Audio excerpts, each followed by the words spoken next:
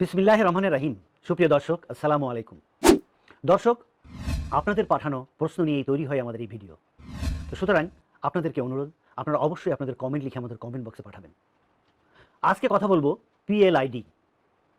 PLID এটা খুবই প্রচলিত একটা শব্দ আমাদের সমাজে, বিশেষ করে যারা কোমর ব্যথায় ভুগছেন তারা এই বিষয়ে অত্যাধিক ওয়াকিবহাল।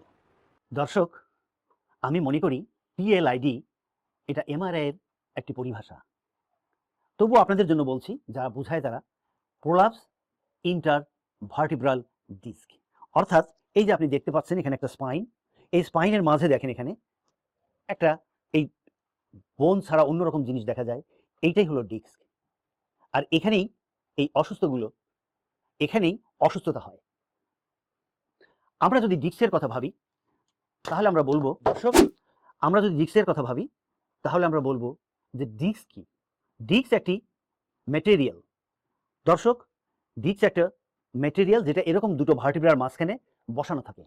আর এই ডিস্কের মধ্যে দুটো পার্ট থাকে, একটা নরম পার্ট আর বাইরেরটা হচ্ছে শক্ত পার্ট। এই যেখানে বাইরেরটা বসানো থাকে শক্ত, এই নরম পার্টটা কোনো না কোনো কারণে ফেটে বের হয়ে আসে।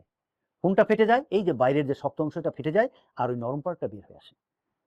তাহলে আমরা চলুন জেনে নেই এটা বের হওয়ার অন্যতম কারণ কি। অন্যতম কারণ হলো সামনে ঝুঁকে কাজ করা, অথবা সামনে ঝুঁকে ভারী জিনিস ওঠানো, অথবা আপনার বুক শেলফে বসে অনেকক্ষণ বই গুছানো। এ ধরনের কাজে এই পেছনের দিকে ডিস্কটা বের হয়ে যায়। তাহলে পেছনে কে থাকে? পেছনে একজন দারোয়ান থাকে।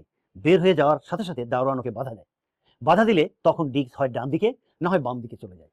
যে মাঝখানে যে থাকে এটাকে আমরা বলি longitudinal ligament, posterior longitudinal ligament. এটা এখানে বাধা দেয়। তো যখনই ডান দিকে বাম দিকে যায়, ডান দিকে বাম দিকে কে থাকে? ডান দিকে বাম দিকে থাকে নার্ভ। তখন ওই নার্ভের উপরে চাপ দেয়, তখন ওই নার্ভের চাপে আমরা বিভিন্ন জায়গায় ব্যথা পাই। এখানে যেমন নার্ভে চাপ দেয়, আবার পেছন দিকে গেলে ওখানে একটা স্ট্রাকচার থাকে যার নাম হলো ডুরামেটার। ওই যে সোজাসুজি পিছনে গেছে, পিছনে গেলে সে ডুরাতে চাপ দেয়। আবার ডুরাতে চাপ দিলে একরকম সিমটম হয়, নার্ভে চাপ দিলে একরকম সিমটম হয়। দর্শক, আমরা যেটা আমাদের সমাজে দেখি, প্রতিদিনে দেখি, আমরা এই ডুরার কথাটা একদমই ভুলে যাই। আমরা শুধু ভাবি কোথা থেকে ব্যথা কোথায় যাচ্ছে। রুগী বলবে আমার ব্যথা তো কোমর থেকে পায়ে ঝিনঝিন ঝিনঝিন করে চিনচিন করে যাচ্ছে। তো এই হলো প্রোলাপস ইন্টারভার্টিব্রাল ডিস্ক। যদি আমরা এখন লাম্বার রিজনে চিন্তা করি তাহলে লাম্বার, সার্ভাইকাল রিজনে চিন্তা করলে সার্ভাইকাল, তবে আমরা বেশি পাই লাম্বার রিজনে। তার একমাত্র কারণ হলো আমরা লাম্বার রিজনে ওয়েট বিয়ারিং মুভমেন্ট করি বেশি। আমরা ফ্লেকশন সামনের দিকে বাঁকা হই উইথ ওয়েট সহ, যার জন্য লাম্বার রিজনে বেশি হয়। আমরা সামনে ঝুঁকে বেশি কাজ করি, এই জন্য বেশি হয়। এখানে দর্শক আমার একটি স্লোগান আছে, আমি সবসময় আপনাদেরকে বলে রাখি, আপনারা কাজ করুন, বসে থাকেন, হাঁটেন, বিশেষ করে বসার সময় কিপ ইউর ব্যাক হলো। অর্থাৎ দর্শক, আপনার যে পিছনের যে অংশটা আছে এই ব্যাকটা এরকম যেন হলো, এরকম বাঁকা থাকে, এই বাঁকা। কিন্তু আমরা বসার সময় এটা সামনের দিকে এরকম ঝুঁকে বসি, এই জিনিসটা ভালো থাকে না, গর্ত না থেকে এটা রাউন্ডেড ব্যাক হয়ে যায়।